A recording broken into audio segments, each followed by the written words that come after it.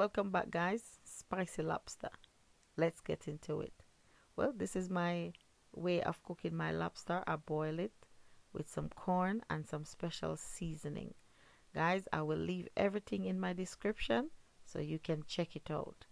And then I've just sauteed some seasoning with ginger, onion, peppers, and then season it up with my special spices and boil my lobster for about 10 minutes, drain it, and then I add it to my pot with the butter and seasoning.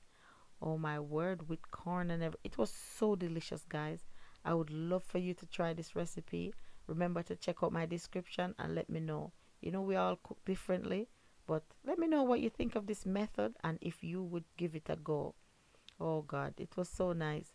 And I also add a bit of parsley at the end. Like, share, and subscribe. Thank you for watching. Bye.